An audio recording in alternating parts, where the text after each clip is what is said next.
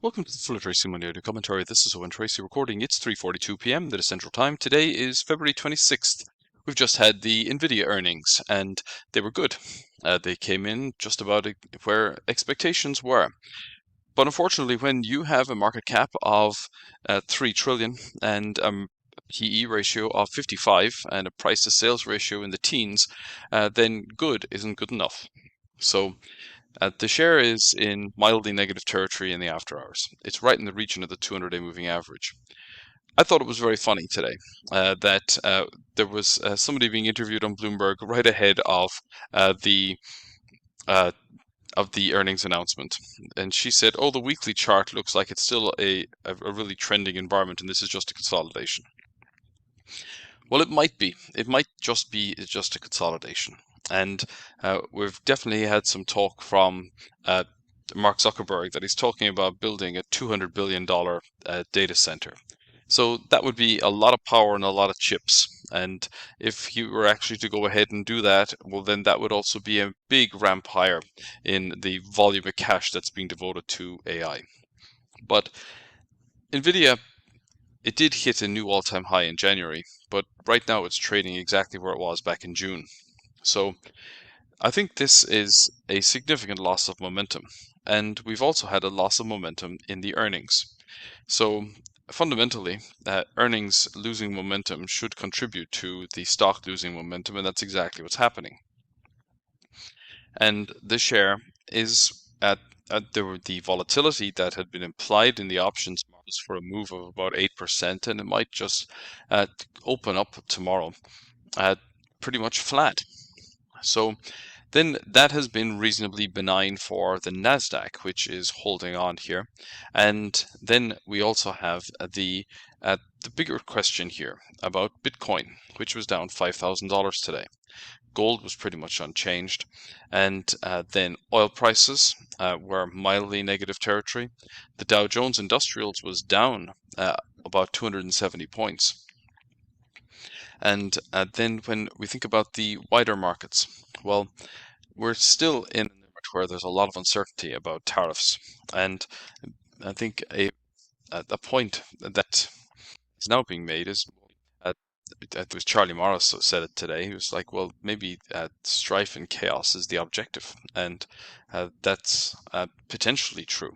But uh, we can also think about the 10-year yield, which was down another 4 basis points today. And the bond market is not at all worried about the prognostications coming out of the White House. So that's plenty about here. I do think that Nvidia, this loss of momentum is worrying, and it really does need to hold that region of the 200-day moving average. And if it fails here again, well, that's going to confirm a top formation completion. So there's certainly a lot riding on the market response to the earnings call. Then Meta did steady in here today. I think this is an interesting environment because Meta is really the grandfather of AI, and their open source attempt, or I guess suite of policies, has been instrumental in the entire growth of the industry. And this is a share where the sequence of higher reaction lows has remained intact and it rebounded quite impressively. So this is still a consistently trending environment. And I think it's rather interesting to point out that this looks very different from NVIDIA. When we think about June of last year, the share was trading below about 560 and it's now at about 660. So that's a material advance over the last year relative to NVIDIA. Then let's also pay attention to Microsoft, where the share has dropped back towards the $400 area and closed below it today, not in a dynamic manner, but it's been ranging since January of last year. And the company admitted this week that they're not making any money out of AI, but they've certainly spent a lot of money on it. And this then is all happening against a background where there are two important factors.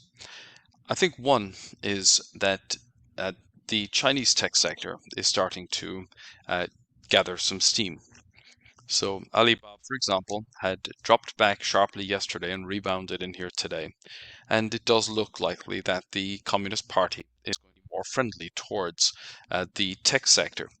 And has been a very impressive 2-month trend. But we're still at a fraction of where the peak values were back in 2020. So this is really just a powerful breakout from a well-defined trading range. And this does look like it has legs to go on the upside. Then I think it's particularly important that we contrast the performance of BYD with Tesla. And I think this is a story that's not getting nearly enough of attention. BYD is giving away what Tesla is charging thousands of dollars for. And it's competing on price, it's competing on quality, and it's competing on technology. And the share is breaking on the upside. And Tesla is going down. And there's a temptation to think that this is only because the bombastic nature of Elon Musk's prognostications on the media and on his own social media platform. But there's the additional point that people are not buying the cars. And are they buying the cars, are they refusing to buy the cars because they don't like Elon Musk? Or is it simply that there are better options available elsewhere? And this is continuing to weigh on Tesla. And it's now right in the region of its 200-day moving average. If it's going to bounce, well, then this is about where that to start to happen. So I think certainly there is a pairs trade to be had here, where one has less focus on the mega cap US companies and perhaps pays a bit more attention to the Chinese ones, because the Chinese automakers and the bigger tech companies, they're all holding breakouts. And these are very lengthy ranges that have been underway for a long time. And the missing ingredient has been the absence of government support. And in fact, it has been rather the opposite. It's been the government with its foot on the neck of the technology companies. And that now does appear to be over. So it's giving them room to appreciate, and a green light from the Communist Party has been really the missing ingredient to a bull market in Chinese shares. And this is one of those windows in time where China is favorable towards the markets and they do well. Usually then it ends when valuations get really extraordinarily high and the Communist Party gets worried about bubbles and then they kill it off. Well, we're not quite there yet. In fact, we're a long way from bubbly activity. And the last time we've seen anything that's even remotely similar is the mid-caps India. The RBI was worried about leverage in that system, and they deliberately weighed in to snuff out some of the speculative activity in the retail market. And that has contributed to the mid-cap index rolling over. And it does look likely that it will fully unwind the overextension relative to that 1,000-day moving average. Now, let's also just pay attention to the bond markets, because the 10-year yield was down another 4 basis points today, back to 4.25. And this is 7 consecutive weeks on the downside, and it's right in the region of the 200-day moving average. And I was explaining yesterday that moving averages don't really mean a lot when you're in a lengthy ranging environment. But it does look likely that we're going to see additional compression in the Treasury yield. Now, when we look at more back history, well, we can definitely say that the downtrend has been broken and that this has been a very material move higher from the lows in 2020 to the peak in late 2023. But we've had a significant loss of momentum. And that loss of momentum is unwinding the overextension relative to that 1,000-day moving average. Now, if we're going to see the global economy segment, so the trend of globalization, which has been underway for the last 30 years, if that, or I guess it's even longer, it's more like 40 years, if that goes into reverse and we see centers of influence morph into very clear markets that trade with one another and less so with each other, then that's obviously going to duplicate supply chains. That's inefficient, and inefficiency raises costs. Then I think we'll have the big question about which of those which of those spheres of influence will be energy independent. And China, with its concentration on battery locomotion for the transportation sector, they're trying to limit their exposure to reliance on fossil fuels like oil and gas. That's exceptionally difficult to do, not least because they need heating and cooling, but they're certainly trying. Now, something that I think is worth considering is these bond yields coming down, and the chaos and the chaotic nature of the policy initiatives being announced by the Trump administration. There was something I was writing about in the Gold Letter last night, and it's that we know that the focus of President Trump's attention in the first presidency was the S&P 500, and he was looking at that stock market, talking about the stock market, and very proud of the performance of the stock market. And I haven't heard a lot of that kind of talk from him on this occasion. But what we have had is the Treasury Secretary talking about the need for deficit control, for the need to stretch maturities, to try and get the cost of the national debt down. And maybe on this occasion, they're not targeting the stock market, but they're targeting the bond market. And the bond market has been rallying, and rallying quite impressively since the inauguration. Is the primary objective of the Trump administration to compress government bond yields and reduce the borrowing cost of the government? It's quite possible. And the blueprint that was agreed by the Republicans yesterday, it still includes an increase to the deficit of about 3 trillion over 10 years. But 300 billion a year, when you're running a deficit of 2 trillion a year, that's really quite a considerable saving. And none of those savings will be achieved unless they cut back significantly on Medicaid. Medicaid is the social security network or the social support network for the poorest people in the country. So certainly there is fraud in it. And there's certainly some malingering where people have decided that they would just rather not work. One of the biggest challenges, and it is something that has been discussed ad nauseum, is that if you're making less than about 45,000, you really are better off not working at all if you have a couple of kids and just simply living off the government. And then if you're earning a bit more than that, well, then you're working very hard just to break even based upon what you would get from the government. So then you have to earn considerably more in order to break away from that dependency ratio. Reducing the benefits from Medicaid would also have the knock-on effect of driving more people back into the workforce. And I think one of the things that they're talking about in the Department of Health is cleaning up people's diets. Now, I think it was interesting that when Mike Bloomberg was mayor of New York, he tried to get rid of the 32-ounce cups from fast food places, and it was considered a civil rights issue, and he failed. And I think at that stage he probably gave up on trying to get people to improve their diets. But they're going to try it again.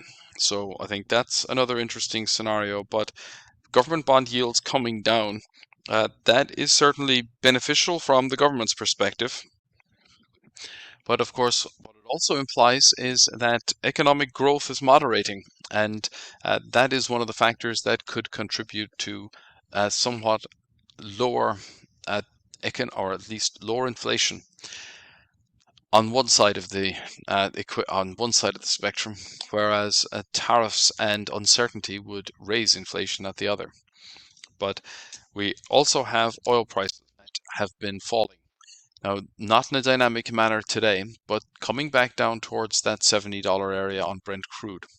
So a little bit oversold in the short term as we come back into an area of support over the last 6 months. And it will really need to sustain a move below 70 to really confirm that we're back in a supply dominated environment beyond the very short term. And gold was steady in here today. It's still hovering here around the 2900 level and well at the intraday low. Now, this range that's been forming for the last 2 weeks is very tight. In fact, you have to go back to June of last year or perhaps August, September to see a range that is similar. And they don't last indefinitely, and when they do break, they're going to break in a dynamic manner. So we'll see what happens here. I wouldn't be surprised to see a little bit of additional volatility simply because we're in the region of the big 3000 level. But the fact that gold is so steady and silver is so volatile, that really helps to emphasize that the big buyers of gold are central banks. And uh, I think that silver remains volatile and very susceptible to influence. It's a much smaller market than gold. It has the capacity to play catch up with gold, but probably not until gold is breaking above the 3000 level. It's at that point then that we'll start to see more leveraged plays picking up pace. There was a question today about gold miners, and people are starting to talk about the fact that they just are never going to catch up with the gold price. They're never going to deliver the kinds of returns that they could do when when the vast majority of gold miners should be earning margins in the region of about 50%. Well, I wouldn't say never. And we're moving through the earnings season, and particularly for the Australian gold miners, they're raising their dividends rather aggressively. So when we think about Perseus, they announced their earnings in the last week, and they've raised their dividend by about 50%, or 41.24%. In fact, if you go back and look at their September last year, it is 50%. Now, on an annual basis, or an annualized basis, it's 41%. When you think about Northern Star Resources, then we also have dividend growth.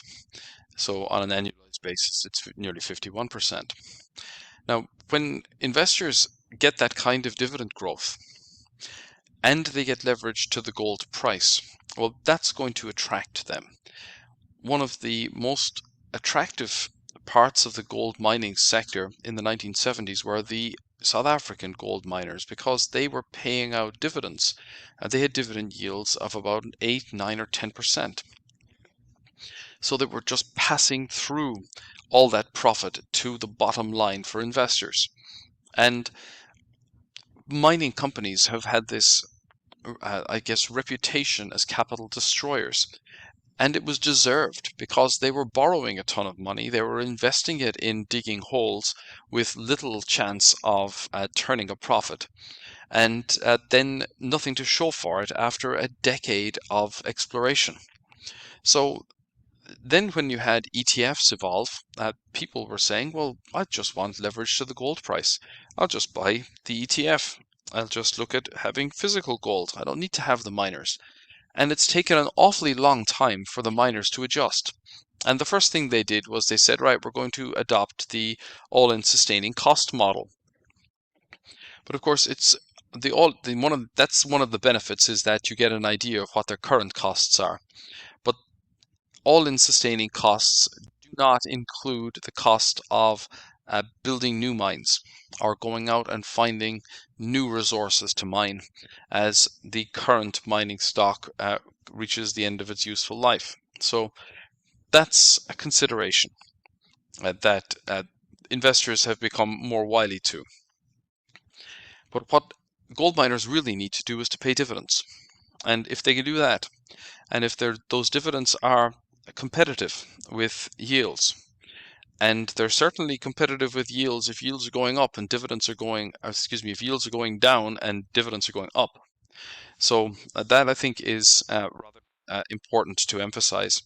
And then let's just think about the fact that the VanEck Gold Miners Index, or ETF, I should say, it is moving, and it has broken this lengthy downward bias. So it is starting to steady once more. And we do have to look at plenty of back history, because there is a rounding characteristic, but it's going to have to at least sustain a move above 45, because it is so volatile that you need lots of confirming evidence to really start to move the needle here. And there's certainly the potential for that if gold does break above the 3,000 level. Now, I think it's important to think about Bitcoin from two perspectives. It has now sustained the move below 90,000 for 2 days. So this is a sustained breakdown from a well-defined overhead trading range. And it looks like a completing top formation. So that's, I think, important. It clearly emphasizes that the liquidity on which Bitcoin relies to sustain the bull hasn't really turned up. And now the price is in the region of the simple moving average, and it's a little steadier in after hours. And when we look at it on a longer term chart, and these are exponential moving averages, well, then it has quite a bit of room still to unwind that overbought condition. And it's now approaching that 80,000 level, so we're getting a little bit of steadier action. Something that I think is important as well is that the crypto miners have been under a great deal of stress. And they are suffering from some of the same problems that the gold miners are. So Riot, for example, has dropped down through its range and was a little steadier in after hours today, but this is not looking like a bullish chart pattern. And the problem here is that Bitcoin's breaking lower, whereas for gold, at least gold prices are and the gold miners are doing better. Gold miners are starting to pay dividends, and the crypto miners don't. So this is, there are certainly parallels, but there are also differences here. Something that I think is just, by the way, important is that a huge amount of money has gone into data centers to fuel the crypto mining boom.